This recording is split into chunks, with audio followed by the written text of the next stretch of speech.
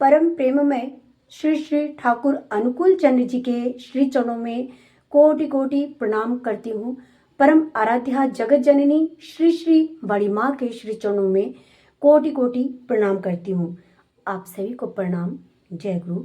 आज मैं ठाकुर जी की नारी नीति ग्रंथ से वाणी पाठ कर रही हूँ। तुम अपने संसार में किसी के भी प्रति किसी प्रकार का विद्वेष भाव लेकर मत रहो।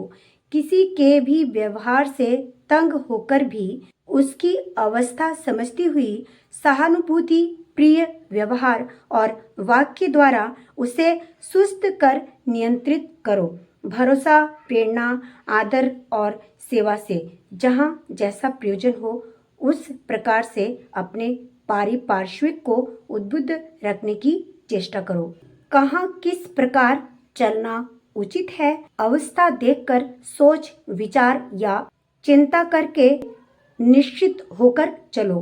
देखोगी तुम में तुम्हारा संसार एवं अपने संसार में तुम उत्फुल्ल रहोगी। ये परम आराध्य की अनमोल वाणी है। आमतौर पर हम जो माताएं होती हैं एक परिवार से किसी और एक परिवार में जाती हैं और हमें अपने उस परिवार को मेंटेन करना होता है। उस परिवार की कई सारी जिम्मेदारियों को निर्वाह करना होता है। अपने परिवार के जो मेंबर्स होते हैं उन मेंबर्स की रक्षा करना, उनकी देख रेख, उनकी सेवा शुश्रूषा करना हमारा परम उत्तरदायित्व बन जाता है।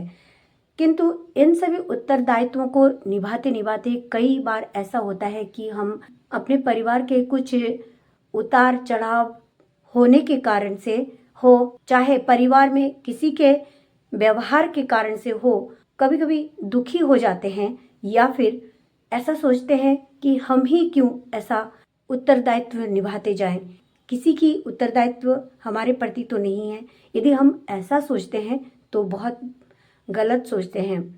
हमें एक परिवार को मेंटेन करना होगा। ये हमारे ठाकुर जी हमसे चाहते थे कि हम अपने परिवार को मेंटेन करें। विपरीत परिस्थितियों में रह के ही इंसान गुणवान बनता है। उस परिस्थिति को हैंडल करना ही सबसे बड़ी कला होती है, कौशल होती है।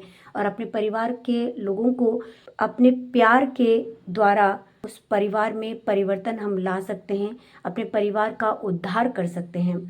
किसी को आदेश देके हम कोई भी काम हो, परिवार का कोई भी काम हो, हम करा नहीं सकते। पर ठाकुर जी की एक वाणी है इसी संबंध में जो मैं कहना चाहूँगी कि अनुरोधी स्वर में आदेश देना चाहिए। हम किसी को ऐसे ही आदेश दे दें तो वो हमारी बात नहीं मानेंगे। परिवार के चाहे वो छोटे हों बड़े हों, कभी कभी ऐसा होता है परिवार में कि हमें मेंटेन करना, उस परिस्थिति को हैंडल करना बहुत बड़ी हमारे लिए समस्या का कारण बन जाता है। कई बार हम इन परिस्थितियों में बहुत ज़्यादा मुश्किल में फंस जाते हैं। तो उस परिस्थिति को हमें इसी तरह से सेवा द्वारा हो, चाहे प्यार द्वारा हो, समर्पण द्वारा हो, चाहे उनसे अनुरोधी स्वर में आदेश देने की कला से हो, ठाकुर जी ने इन बातों के जरिए ही हमें अपने परिवार को मेंटेन करने के लिए कही है। तो हम सभी माताएं इस तरह का कार्य कर सकती हैं।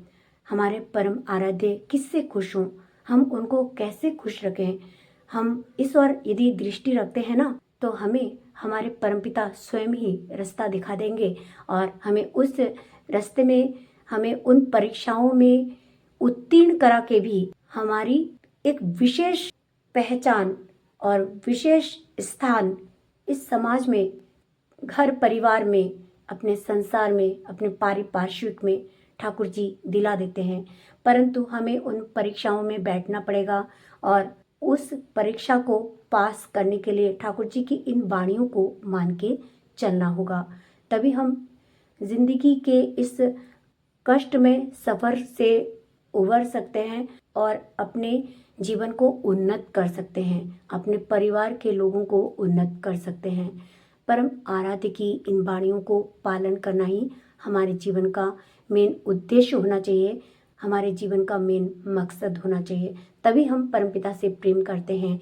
और यदि केवल बातों से ही परमपिता को प्रेम करें तो उसको प्रेम नहीं कहते, समर्पण नहीं कहते। जब तक हम उनकी बातों को अपने जीवन में कर्म में शामिल नहीं करते हैं तो हम उनको प्यार नहीं करते। तो आइए परमपिता की इन वाणियों को अपने जीवन में पालन करके चलें और ठाकुर जी को अपने माथे में रख के अपने जीवन के रास्ते में चलते जाएं, आगे बढ़ते जाएं, अपने आप को उन्नत करते जाएं, अपने अपने परिवार को, समाज को, पारिपार्श्विक को, राष्ट्र को उन्नत करते जाएं।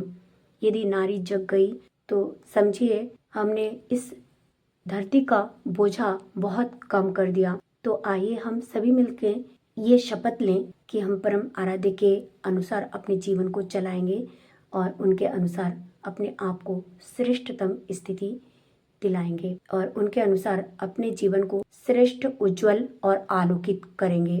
परम आराध्य के श्री चरणों में आपके लिए, आपके पूरे परिवार के लिए ढेर सारी शुभ मंगल कामनाएं प्रार्थना करती हूँ।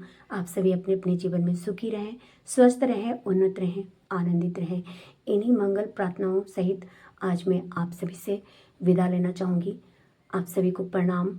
जय गुरु, वंदे पुरुषोत्तमम।